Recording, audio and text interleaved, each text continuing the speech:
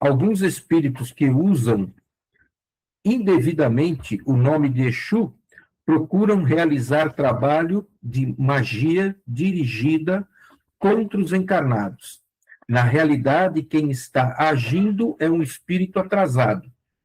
É justamente contra as influências maléficas, o pensamento doentio desses feiticeiros improvisados, que entra em ação o verdadeiro Exu, atraindo os obsessores, cegos ainda e procurando trazê-los para suas falanges de trabalho, que trabalham visando a própria evolução. O chamado Exu pagão é tido como o marginal da espiritualidade, aquele sem luz, sem conhecimento da evolução, trabalhando na magia para o mal, embora possa ser despertado para evoluir de condição.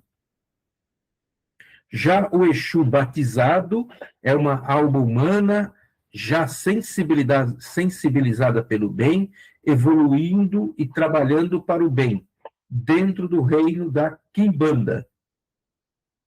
Por ser força que ainda se ajusta ao meio, nele podendo intervir como um policial que penetra os reinos da marginalidade. Não se deve, entretanto, confundir o verdadeiro Exu com um espírito zombeteiro, mistificador, obsessor ou perturbadores, que recebem a denominação de quiumbas e que às vezes tentam mistificar, iludindo os presentes usando nomes de guias. Falaremos um pouco mais adiante sobre esta linha muito discriminada por falta de conhecimento. Então, aqui, reforçando, né? Em casas, isso acontece, que está dizendo que está trabalhando com Exu, e nessa casa eles fazem qualquer coisa. Então, eu vou fazer amarração para casal, vou fazer uma coisa contra uma pessoa, né? Então, o Exu é que faz isso. O santo não, mas o Exu faz tudo isso. Então, está errado. Isso daí são esses espíritos ainda sem evolução, que, na verdade, estão dando o nome de Exu lá, estão trabalhando lá naquele centro dizendo que é da Umbanda, ou que é ou seja, o que for, simplesmente para fazer a coisa errada. Tá? Mas o verdadeiro é aquele que realmente trabalha para o bem. Então, se você vai numa casa respeitada e você pede uma coisa dessa para um Exu, porque muita gente vem, hein? Inclusive na nossa casa já vi acontecer. Já médios me falaram, próprios Exus, principalmente Pombagira, já me falou.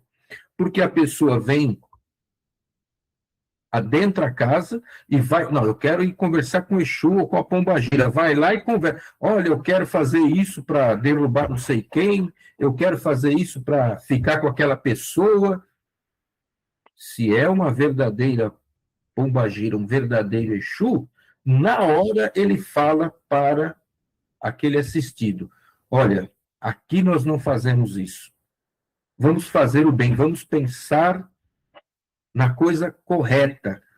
Isso daí, o que você está tentando fazer, não vai te levar a nada. Tá? Então, eles próprios já vão falar isso.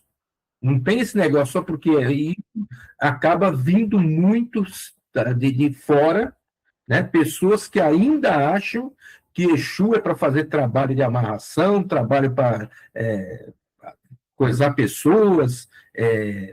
Então, isso tem que ficar bem explicado, e numa casa séria isso não acontece. Oi, Amanda, pode falar. Oi, Toninho, boa noite para todos. Boa noite.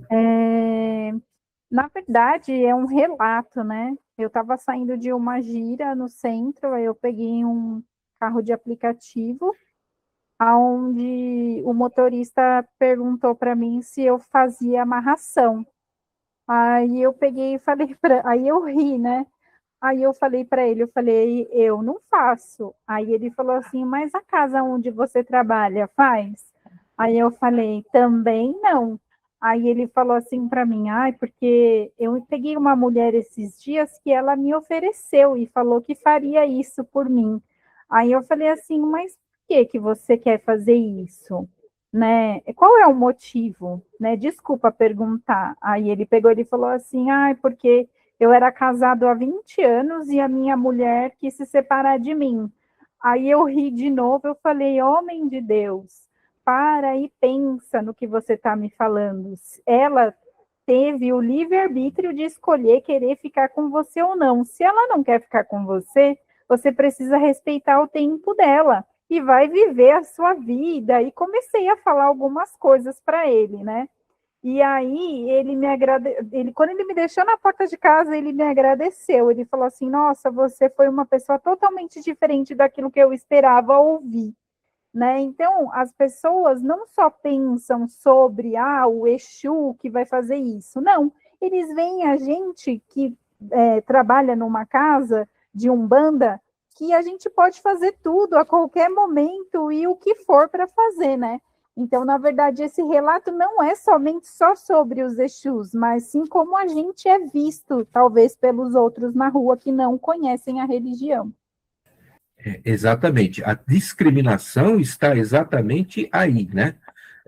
E não é só realmente com Exu.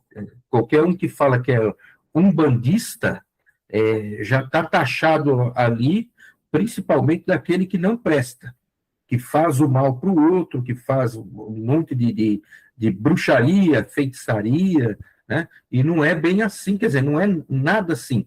Mas isso, por que ocorre também? Porque nós vemos que tem locais, tem casas que fazem isso, né? E está lá, no poste, trago o seu amor de volta em não sei quantos dias. Faço amarração, não sei do que lá.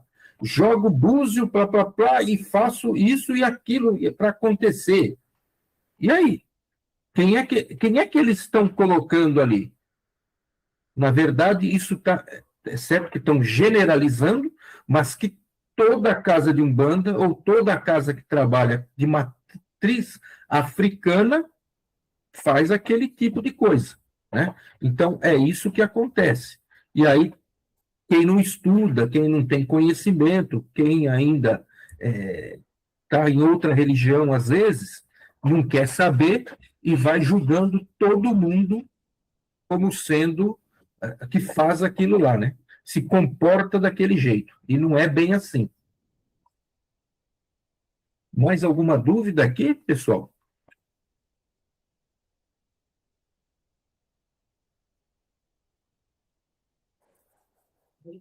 E até mesmo com relação à espírita, quando você tem alguns locais, alguma coisa, e quando você fala que você é espírita, a primeira coisa que ele pensa é que você é macumbeiro. Aí você vai explicar que Umbanda é uma coisa e que não tem nada a ver com macumba também, espiritismo é outra. Aí, nossa, aí começa um monte de coisa. Maria, já deixa você falar só um minutinho, por favor.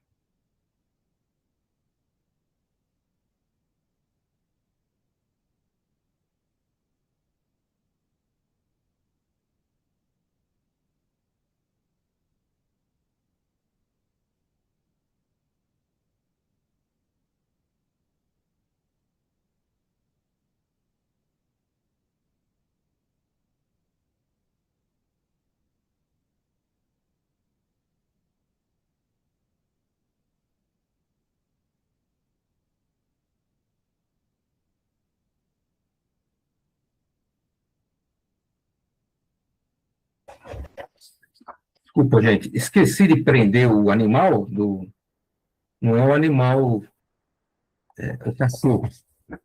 E ela estava aqui do lado latindo que nem uma doida, para não atrapalhar. Maria, pode falar, por favor. É que você falou esse negócio do espiritismo, eu estava pensando nisso e você falou, então eu falei, eu vou falar então, porque quando eu comecei no espiritismo, eu tinha a preocupação de falar que eu era kardecista, pela falta, sabe, assim, com medo das pessoas acharem que eu era espírita, e a preocupação de achar que tinha, mas é por falta de conhecimento mesmo, sabe? Então a preocupação de falar, ou era mesa branca ou era kardecista. E por falta mesmo de conhecimento, por achar que iriam me associar a essa questão, né, de estar ligada a esse tipo de situação, mas é uma questão mesmo de falta de conhecimento. Aí você fica colocando kardecismo, mesa branca, para tentar fugir de não querer falar, para não associar, né? Era só para complementar o que você estava falando também, Antônio. Exatamente, a gente fala, eu sou espírita cristão. Por quê? Todo espírita é cristão, mas aí você coloca espírita cristão porque falou em espírita, falou um bandista, já taxam você como uma coisa do mal, que não tem nada a ver, que é a mesma coisa, um bandista fala que é espírita. Está errado. Um bandista não é espírita. Um bandista é um bandista. Espírita é espírita. Católico é católico, cada um é o seu. As duas religiões são cristãs, porque nós vimos na base do Cristo, do cristianismo, tá? Mas isso é tudo que a gente tem que ficar explicando para as pessoas. É claro que tem pessoas que elas nos ouvem, elas gostam das explicações, elas querem entender, mas tem uma grande maioria que simplesmente taxa a gente já como o macumbeiro, e macumbeiro é aquele que faz macumba, e macumba é fazer o mal para alguém. E a gente tem que pôr o quê? Macumba é a dança dos cumbas, né? Macumbeiro é aquele que dança, né? Ou macumba é um instrumento tocado pelos cumbas. Então a gente tem que. Aí vai ter que ficar explicando para a pessoa tudo isso, né? Não é aquele despacho que é feito na avenida. Aquilo não é macumba. Aquilo é despacho. Que a gente vai falar oferenda, que a gente vai falar um pouco mais para frente, aí na apostila também vai ter.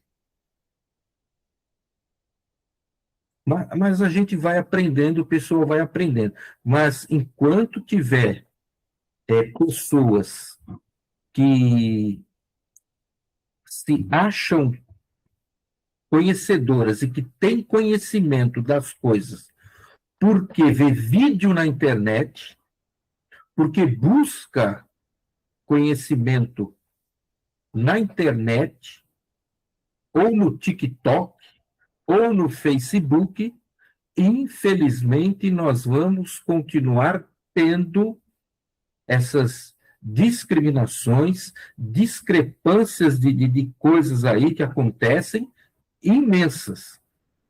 Porque, na verdade, quando a gente vai olhar, o que o povo gosta é de ver o que não presta.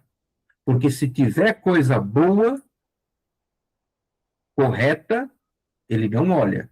Ele quer ver a bagunça, né? Isso é nosso. Nosso que eu digo do ser humano, e principalmente do ser humano ainda que está num nível ainda, né, mais baixo. Então, nós gostamos de ver aquilo que não é bom.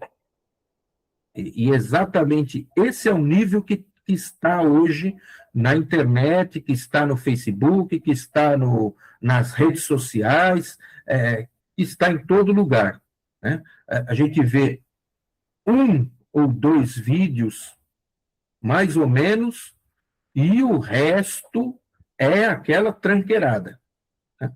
Então, é isso que acontece.